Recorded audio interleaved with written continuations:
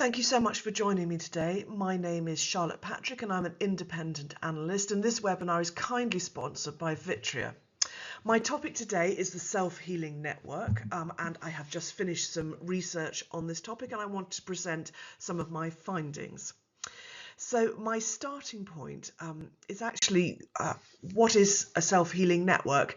I discovered that despite it being part of the self-X terminologies within the TM Forum's Autonomous Network project, that it was often slightly used to describe slightly different functionalities within the network. When I asked this question, interviewees brought up some interesting points.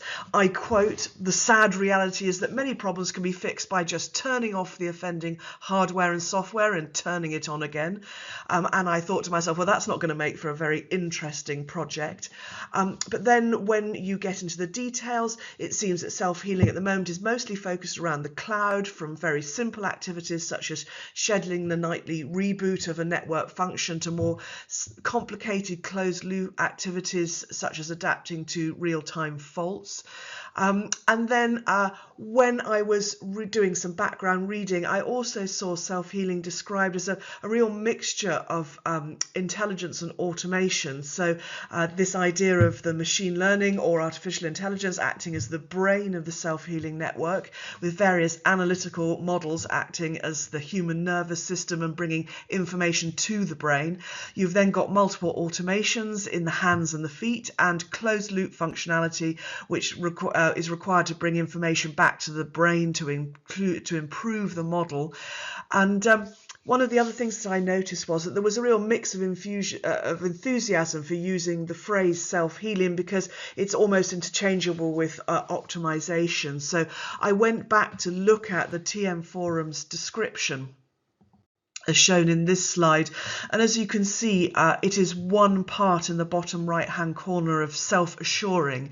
Now for me, I don't see many people using the phrase self-assuring, so I intend to substitute self-healing back at the top level and to include the monitoring side, the optimization piece, and then also self-healing as it describes kind of fault management when I'm using the phrase self-healing today. And I'd like to just expand out briefly and talk through what I discovered as maybe a full definition. So using this diagram here, first of all, using 3 columns, you've got the self-healing of services, and then of the physical layer, hardware and software, and then also the transport side and the optimization of traffic as it goes over the network. Then looking at those 3 parts of the definition, starting at the top row, got self-monitoring. So this is the monitoring of performance against various baselines or performance thresholds. The monitoring can include measurements across the service chain, so going from the base station through edge transmission, core, cloud, etc., etc. It also has a vertical domain, and it could be about monitoring at the cloud containers or anywhere in that vertical stack. And then the baselines and KPIs can also be smart, i.e. they're measuring against a historical representation of normal network behavior, and this can be changed depending on the time of day, for example. Then in the self-healing area, we've got 3 stages. Number 1, a stage of fault monitoring and detection. Stage 2, in the grey block, a range of potential recovery or compensation procedures, where recovery, we're talking about the restart of a piece of hardware, whereas compensation, we could be talking about the rerouting of traffic because there was some sort of problem in one part of the network. And then number 3 of the 3 parts of self-healing, I include testing there. I think that some of the testing capabilities also should be brought in, and the information that's going to bring. Then if I look at the 3rd row, this is self-optimization. So this is the automated adaptation and improvement of efficiency and performance in the network. And we're talking here about, it could be coming from alerts from self-monitoring, or it could be adjustments as to continue to meet intent or SLAs or KPIs and so forth.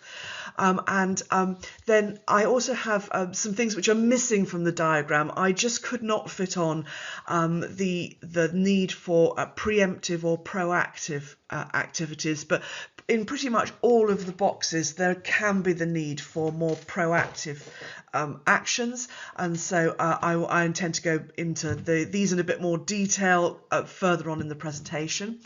And then also in some of the earlier definitions of self-healing, such as the IBM MAPI-K definition, there was self-configuration, but I don't see that discussed so much, and so I've actually just left that out of the definition as I see it today. So, having done this, I would then like to move on to talk about. Before I start and look at the drivers and barriers, I would just like to quickly talk about the progress seen to date. So basically, I'm seeing simple workflows or rules-based automations with some intelligence and machine learning, usually around root cause analysis. There seems to be something of a chasm between what one might describe as a simple automation, so one data source, one domain, one task, preferably only impacting one piece of vendor equipment, and more complex automations where you're requiring kind of federation of data, bringing together multiple processes, requires a closed loop potentially, and requires standards which solve issues of stretching across various vendors. And what vendors reported to me and during my research is that the much more sophisticated self-healing was being seen in the lab on a full cloud-native 5G SA core, and that slicing seemed a popular starting point for closed-loop self-healing, usually a single domain currently. More cross-domain self-healing was then discussed at interview, but it seemed to be really, really limited in its rollout. There was actually only limited interest in more proactive solutions that look into the future. I'm assuming this is because there's a lot of self-healing that needs to be reviewed in the current network, never mind looking towards the future. In general, telco enthusiasm levels were reported to be somewhat muted. I think there's a suspicion that the vendor's ability to cross the chasm towards more complex closed-loop solutions is kind of limited today.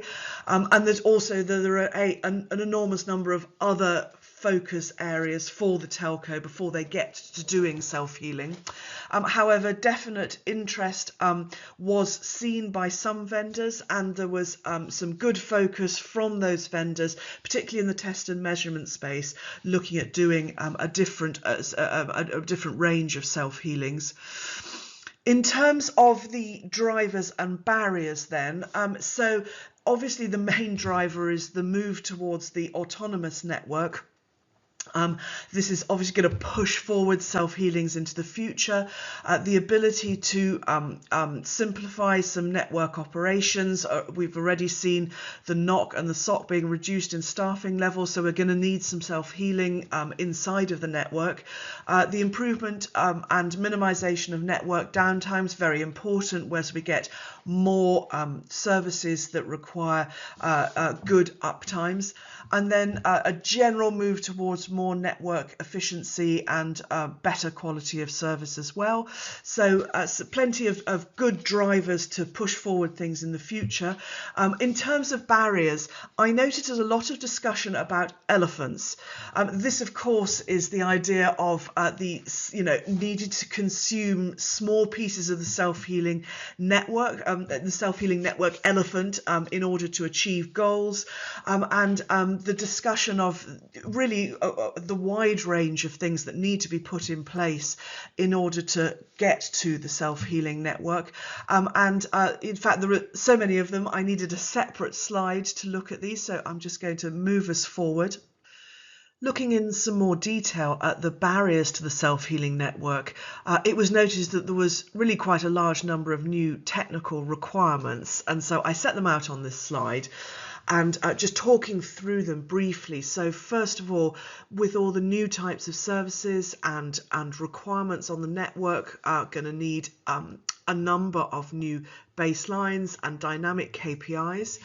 And then the replication of human expertise. I mean, this is an interesting one. So when discussing with interviewees, I noticed that there was a lot of discussion about, what's going to happen. There's a lot of, certainly with self-healing, there's a lot of knowledge that's inside people's heads, and how do you take this out and replicate it is going to be a major task.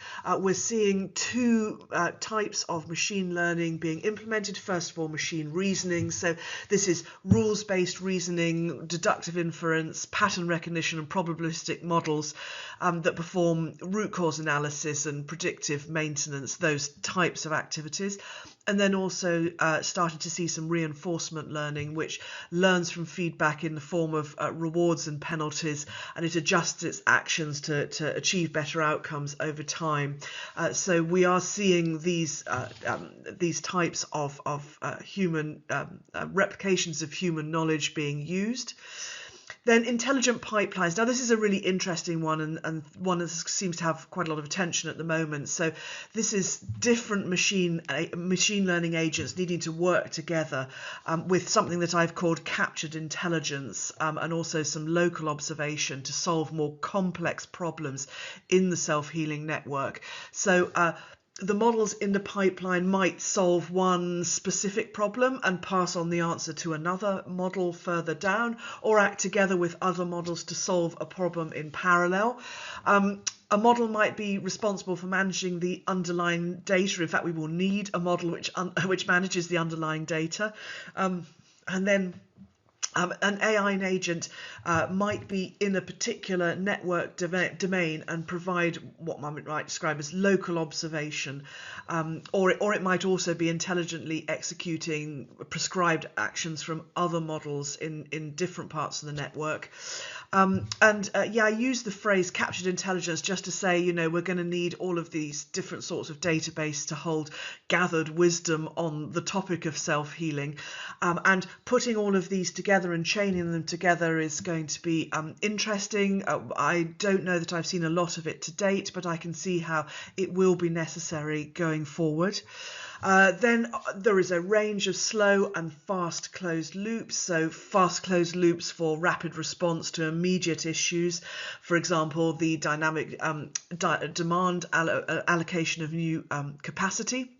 And then slow closed loops, so there are certain data trends that are looked over in a longer period of time, and responses are more gradual and less reactive, and those will be needed as well. And some interesting discussion on whether you need to slow loops down sometimes or slow the responses down so that you don't miss things and target the right issues.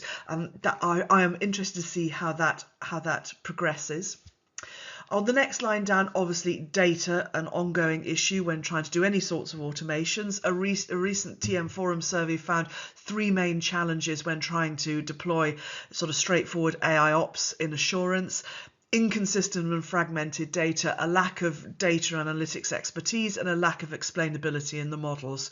So these sorts of things also need to come into self-healing, and add to that it will need a breadth of data, and probably more data than any other processes in the network. So that's going to be an interesting challenge.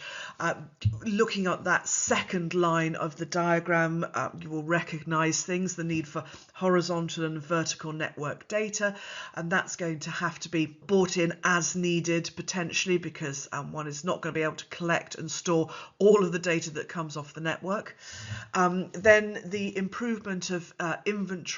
Already we're seeing discussion about how it's increasingly difficult with a multi-vendor, multi-domain, multi-technology environment such as 5G to keep the inventory up to date and accurate, especially where there are short-lived cloud network functions, for example. And we are seeing vendors who are doing self-healing having to create shadow inventories when they're wanting to do things like root cause analysis or orchestrations.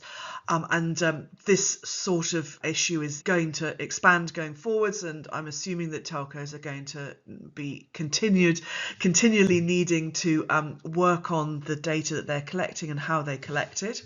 And then going down, there are obviously other issues, customer data. So we're going to need to augment network insight with customer data, things like demographics or usage data to enable proper decisioning. And then external data, ingestion of third parties such as weather conditions or information from supplier websites.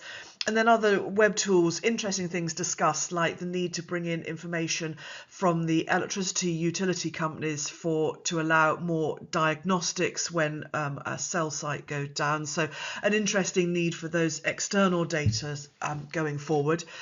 And then right at the bottom, the availability for orchestration and actuation. So this is the need to be able to orchestrate downstream the sorts of self-healings that are needed. And obviously at the moment, these are not always available. So this is an ongoing barrier until we've got a full 5G SA network. This is going to be an ongoing issue. And so looking back at these barriers, well, these are obviously the technical barriers, and there are other barriers. I've also been researching more general automation recently, and there are issues with creating a transformative roadmap. That's tricky because you've got so many moving pieces that need to be scheduled for creation. Achieving ROI is quite often difficult, and that needs to be thought through carefully. They can be organizational issues. There are issues with the processes not being clean, with data not being available, not quite the right tools as yet, and then also immature standards. So there is this whole range of things which hold back the move across into a more difficult automations generally, and then also into self-healing. So this is a slow progress and a long process, and something I intend to come back and just talk a little bit more about that. But before I do that, I would like to look at one particular piece of the self-healing network. I noticed how much intelligence is needed, and as someone who covers automation and intelligence and AI, I was very interested in what is needed. So first of all, please excuse the complexity of my diagram. One interviewee noted that, we've been providing tools for smart individuals, and it's just going to be really difficult to replace these smarts with machines when it comes to self-healing. And as I went through and looked at the issues, my diagram just got more and more complicated. It uses a framework from an academic paper to set out the main steps for a self-healing process that can be both fault monitoring or self-optimization. And the 5 steps are shown in grey blocks in the diagram. So you've got the self-monitoring of the network first, a detection process then in the next column a diagnostic and decisioning process, and then either the prescription of a recovery for some sort, say the starting of a piece of hardware, or a prescribed compensation process. So this would be around capacity management. With the various steps in the grey box come 5 coloured boxes where I can see new intelligences that need to be included. And the types of intelligence are in the boxes of the same colour with the wavy lines. So I hope that is clear. And just starting and looking at the orange coloured box, the monitoring against parameters box. First of all, the increasing complexity of 5G is causing data bloat and underutilization of the data we've collected, as you all know, and that's only going to increase. So the need for intelligent data collection, deciding what pieces of data need to be kept, how long they need to be kept for, will just help to keep a lid on the expansion of the data that is collected. KPI compression and correlation, so the continued reduction of the number of KPIs from thousands to hundreds in order to save power and create efficiency in the monitoring system. This is going to be pushed against by the increased number of intents and increased number of new services with specific SLAs, so this is going to be an ongoing push and pull. And then the need to correlate KPIs to improve understanding, so for example correlating call drop rates with signal strength in order to find poor coverage.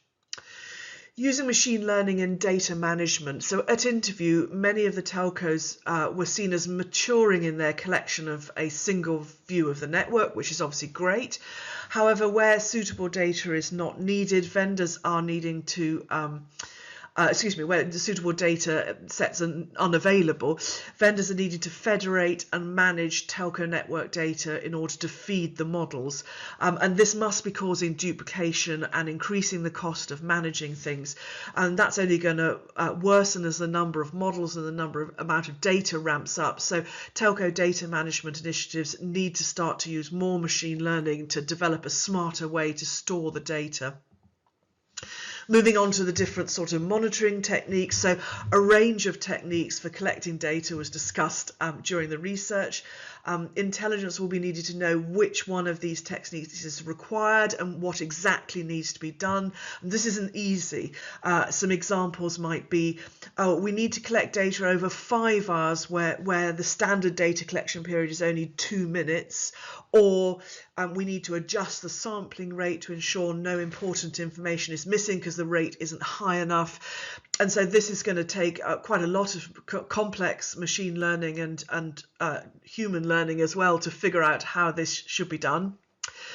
Moving forward to the blue coloured boxes, this is about the root cause analysis side. So first of all, generally, the use of intelligence will be needed to gather and correlate data.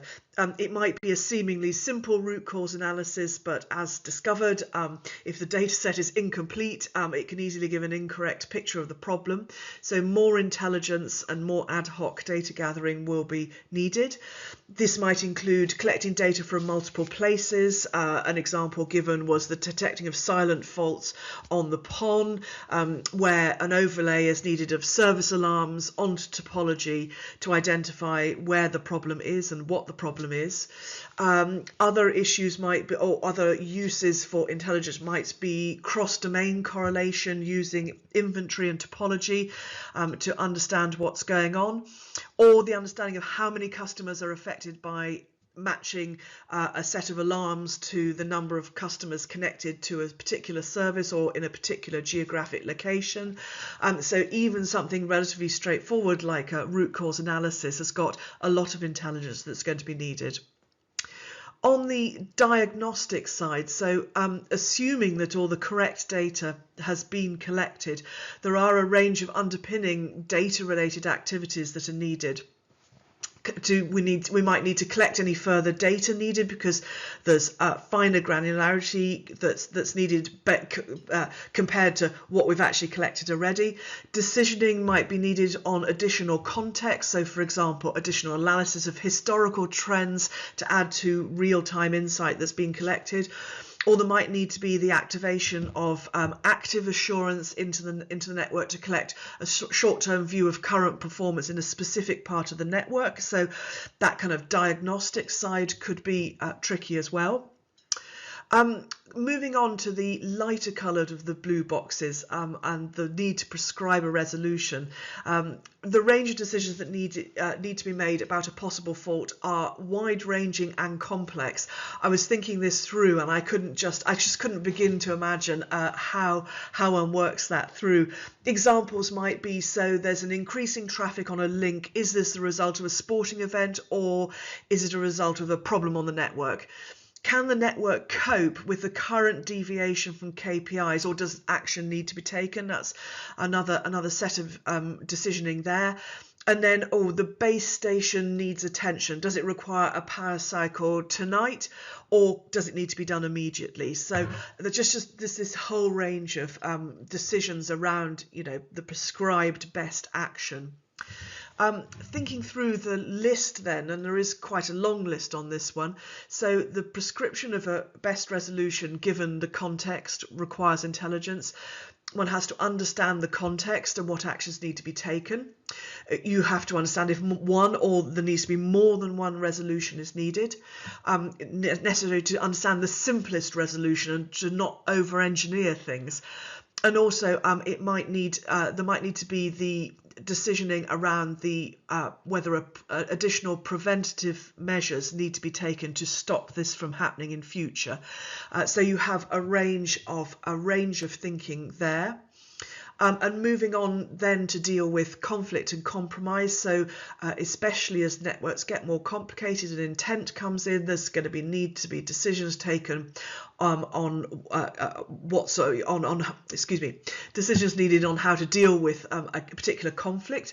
A typical example might need to be, there's a general network intent around saving energy, but then there's also an intent and a need to meet a particular customer SLA, which requires a performance level with increased energy usage. This decision likely to need to be taken in real time, or there are other decisions which could be related to something around general network optimization, so you don't need an immediate decision making there. However, you are going to need a certain set of rules-based or maybe even more complex machine learning to deal with every time there is a conflict and a compromise and a resolution is needed.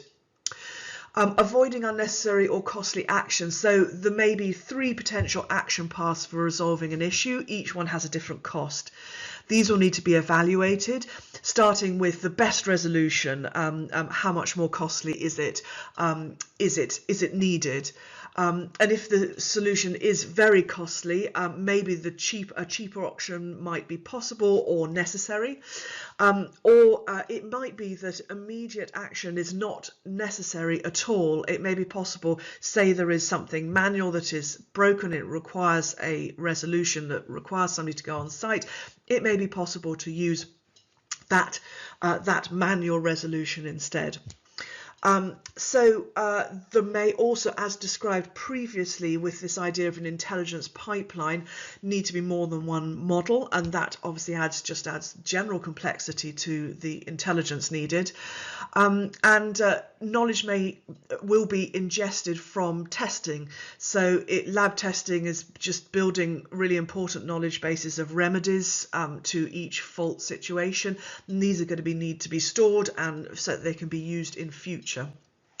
Moving down finally on the diagram to the closed loop, there is a need to update policies or training data potentially in real time on the production network, or maybe in a slower loop. It may be that these are not needed immediately, but it's just all about the instantiation of new knowledge that has been gained so that we can continue to improve. This is where things like reinforcement learning will obviously be needed. So I do hope that was clear. There is a lot on this model. In order to work around all of this complexity, there is a variety of strategies that are going to have to be put in place. And there's a lot of work to be done. One of my interviewees struck a hopeful note and said, look, day one, we're not able to resolve all the problems, but they will reach a point where we can. So in order to move forward, there was probably no choice other than to break down the elephant into chunks. The lack of availability of the right models, the necessary orchestration, standards that are needed, potentially data sets still, is just going to slow down the rolling out of self-healing. And I think we can expect a piecemeal rollout over the next few years. To push it forward, it will be necessary, like all automations, to focus on the biggest pain points in the early days. However, it may also be that there are just missing components that are required, and so an alternative approach will be needed to the best value automation, and that will need the identification of simple steps that can be taken to make small savings in the short term. And then the other route to identifying good self-healing projects is to kind of follow the costs. This often leads to areas such as optimizing power management or capacity management, so that may be another alternative. So this kind of mix of business models in order to create a pipeline of self-healing. One of the complexities of the self-healing project is that there are always new problems appearing. Intelligence in time will, I assume, be able to understand and adapt as these new problems arrive, but in the short to medium term, the delivery of the roadmap is going to be slowed down by having to resolve new issues in areas which have already been automated, which is tedious but necessary. And then also there's a need for a long-term vision for self-healing, and this should be overlaid on top of a more tactical plan. Items in this vision will be the creation of suitable data repositories, the development of capabilities that build towards an intelligent pipeline, and also discussions with the external parties if they need to be involved in some way. Either they're providing data into the self-healing capabilities, or potentially the telco self-healing capabilities are extending out into their automation. So that is an interesting area of movement going forward. And then a highly pragmatic approach. I noted down 10, I'm sure there are more than 10, but these are the sorts of things that people at interview were looking at.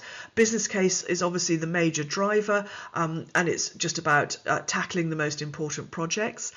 A self-healing process which achieves 80% success rate should be considered in the short term as success, because it is probably not possible to resolve all self-healing things in any one process, with the goal to pushing these processes higher as new capabilities become available.